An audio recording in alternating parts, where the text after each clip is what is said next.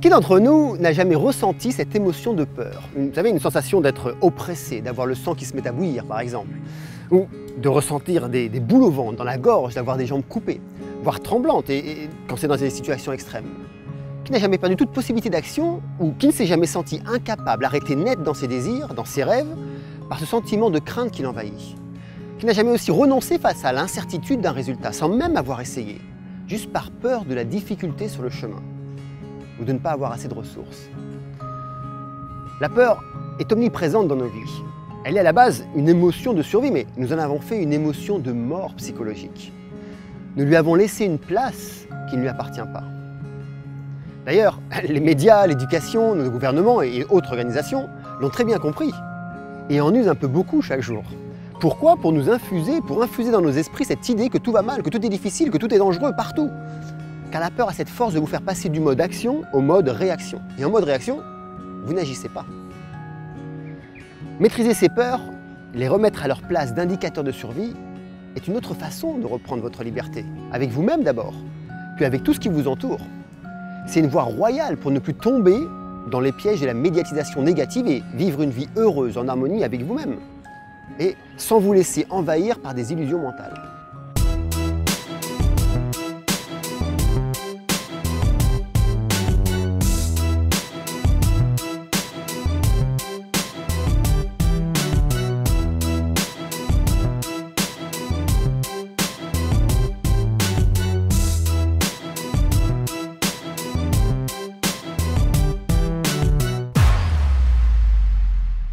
Bonjour, alors, la peur n'est qu'une projection dans le futur d'un présent qui n'existe pas. Eh bien, qu'elle modifie en fait nos perceptions, elle est cependant vécue, je dirais, de manière bien réelle par celle ou celui qui la ressent.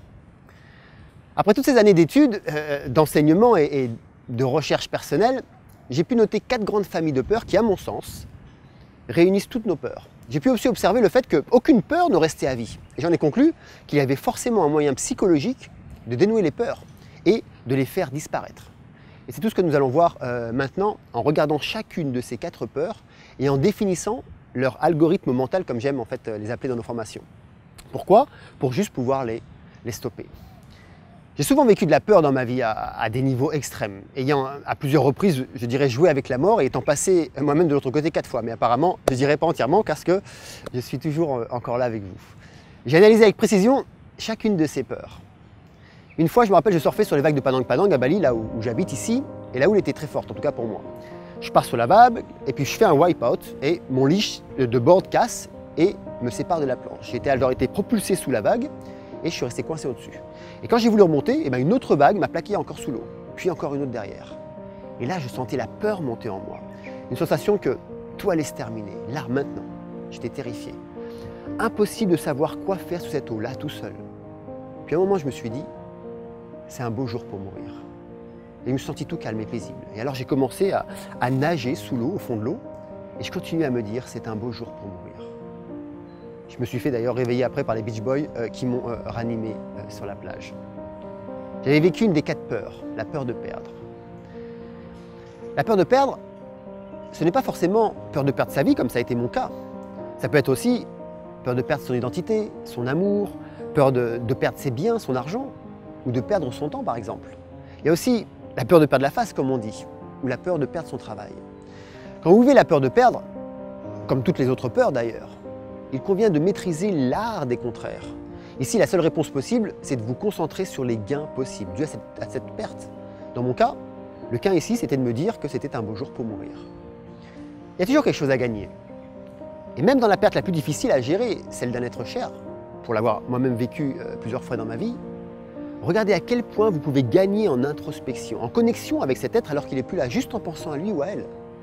Regardez comment vous gagnez en contribution, en amour, en compassion, en réflexion sur vous-même et la vie, et sur le sens de votre vie.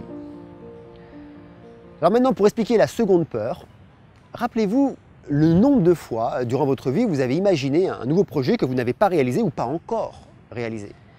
Rappelez-vous clairement ceux pour lesquels vous aviez vraiment un fort enthousiasme, rien qu'en parlant ou en les imaginant. À votre avis, pourquoi ces projets ne sont-ils jamais réalisés? Vers quoi était tourné votre esprit, vos pensées? La réalisation finale de ce que l'on veut lancer est en règle générale, je dirais, assez impressionnant pour notre mental dans son ensemble, et a tendance à nous faire peur au vu de tout ce qu'il y a à mettre en place. Et alors, en se concentrant sans cesse sur le but, le résultat, eh ben, ça paraît être un gros dinosaure, et on génère ce qu'on appelle la deuxième peur, la peur du résultat. Cette même peur du résultat qui dit que l'on ne peut pas y arriver. Alors, avant même de commencer, eh bien, on laisse tomber le projet, et on trouve toujours de très bonnes raisons venant justifier notre non-choix, qui va venir en fait apaiser notre peur de ne pas réussir. La peur du résultat peut être ressentie au moment, par exemple, de passer un examen, ou de faire une présentation, ou de tourner cette vidéo, par exemple. Faire une requête, demander une augmentation à son employeur, ou juste un point de clarification avec son conjoint. Ce n'est pas forcément quelque chose de grand. On peut avoir cette peur qui est souvent présente dans son quotidien. L'algorithme mental à mettre en place pour éradiquer le virus de cette peur est de se concentrer sur l'action à faire dans le présent, le what next, juste l'objectif à venir. Ce mouvement mental déplacera en fait votre focus du long terme et du gros dinosaure à l'ici et maintenant et au 1% d'action seulement à mettre en place. En agissant ainsi, plutôt que de mettre votre enthousiasme et votre projet en fait dans les oubliettes de votre mental, qui après germeront sous forme de regrets, vous serez déjà en train de marcher vers la réalisation de votre but. Et ça, pas après pas. La troisième peur est la peur de manquer. Bien que je sois formateur de coach holistique et coach moi-même, je continue à avoir des sessions de coaching régulières.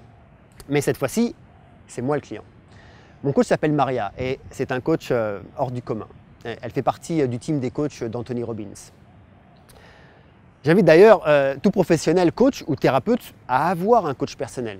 Pourquoi? Juste afin de pouvoir se recadrer grâce à un regard extérieur. C'est une aide précieuse pour toute personne qui travaille dans le métier de la relation d'aide. Et je dirais que c'est une vraie collaboration d'âme à âme. Alors il y a un jour, lors d'une session, elle me dit « Alors Mika, sur quoi est-ce que nous travaillons aujourd'hui ?»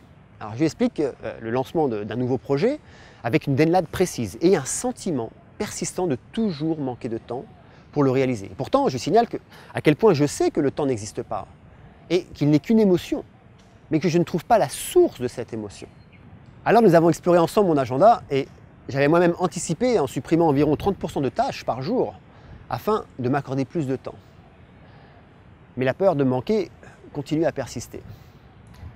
En discutant de ma routine journalière et particulièrement celle du soir, où je passe environ 15 à 20 minutes à faire le point de ma journée, elle me fit remarquer que dans ma quête de l'excellence, je m'attachais plus aux 10% de tâches non réalisées dans la journée qu'aux 90% effectuées.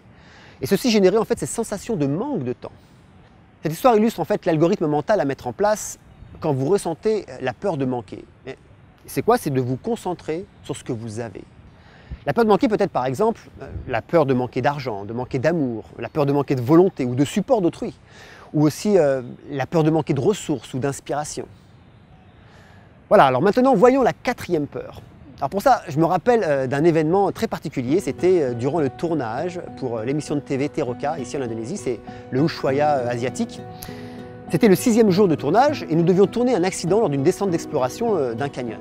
Et il y avait beaucoup d'eau. La bonne nouvelle, je dirais, pour la chaîne de télévision, c'est que l'accident est survenu réellement et j'en étais l'acteur. Et en fait, nous avons fait une vraie reality show. Comme vous le voyez à l'écran, je devais m'élancer pour traverser la gerbe d'eau en bas de la cascade, car le mouvement d'eau en bas était trop dangereux. Seulement, je me trouvais à quelques centimètres trop haut. Lorsque je me suis lancé, je me suis fait percuter comme un train pour arriver la tête la première sur un rocher 10 mètres plus bas. Évanoui sous l'eau, mon équipe m'a récupéré et je me suis réveillé totalement paralysé. Les bras, les jambes et la nuque, avec une douleur horrible. Seulement, il n'y avait aucun échappatoire possible. En tout cas, pas avant 2 heures de progression. Et vu mon état, il m'était impossible de nager ou de descendre en rappel. Alors, je me sentais encore partir et à cet instant est apparue la peur de mourir ou de vivre le reste de ma vie dans la douleur physique. Je voyais tout mon team complètement désappointé. Anga, un instructeur indonésien, est parti à la recherche d'une escalade possible, qui était à travers la falaise, et il en a trouvé une. Et la peur m'a envahi de nouveau en me disant que je n'y arriverais pas, que ça serait vraiment trop difficile. À ce moment, je me suis rappelé mon mantra personnel. La peur, le doute, le stress, l'anxiété, la mélancolie ne sont pas des options pour moi.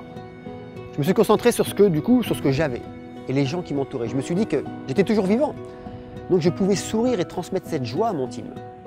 Car si je ne montrais pas en fait de signes de souffrance, alors mon team serait motivé. Il ne verrait pas non plus de la peur. Et c'est ce que j'ai fait. Ils m'ont bien sûr gavé d'antidouleurs pour pallier à la douleur physique et m'ont remonté tant bien que mal. Et durant les heures qu'il nous a fallu en fait pour atteindre le sommet, je chantais des chansons de Bob Marley pour rester en fait dans l'ici et maintenant et puis mettre un petit peu d'humour dans cette expérience un petit peu douloureuse. Et malgré la douleur physique, la remontée a été enjouée car en fait nous rions de tout et puis arrivé en haut, et bien sur la terre ferme, je me suis évanoui car j'avais en fait tout donné, toute l'énergie que j'avais en moi. Et je savais qu'il pouvait maintenant m'amener à l'hôpital et qu'il avait plus besoin de moi maintenant. Ce jour-là, j'avais vécu la peur de l'épreuve. Alors la peur de l'épreuve, c'est quoi? C'est aussi la peur de la douleur, de la difficulté dans l'épreuve. L'algorithme mental à mettre en place, c'est de se concentrer sur la joie, le plaisir possible que cette expérience peut vous apporter, sur la joie dans le moment présent. Quoi qu'il en soit, dès que vous ressentez une peur vous envahir, posez-vous aussitôt cette question. De quoi ai-je peur? Est-ce la peur de perdre? Si oui, dans ces cas-là, concentrez-vous sur le gain. Est-ce la peur du résultat? Si oui, alors concentrez-vous sur l'objectif du moment uniquement. Est-ce la peur du manque? Si c'est le cas, concentrez-vous sur ce que vous avez, là, maintenant. Est-ce la peur de l'épreuve? Si oui, concentrez-vous sur la joie, le plaisir que vous pouvez tirer de cette expérience. Ne vous laissez plus contrôler par vos émotions de peur. Juste accueillez-les, comprenez-les, mais ne les laissez pas devenir maîtresse de votre vie. En agissant ainsi, les informations à répétition ayant pour seul objectif de créer en vous un climat de peur, pour vous faire passer en mode réaction et inaction, n'auront plus d'impact sur vous et vous serez toujours en mode action. L'action de réaliser votre vie comme vous le désirez. Voilà, si cette vidéo vous a motivé, je vous invite à vous abonner pour continuer à nous suivre et n'hésitez pas à partager et poser vos questions ou commentaires et nos coachs et moi-même y répondront. Moi je vous dis à la semaine prochaine et en attendant, continuons à apprendre, évoluer et partager ensemble.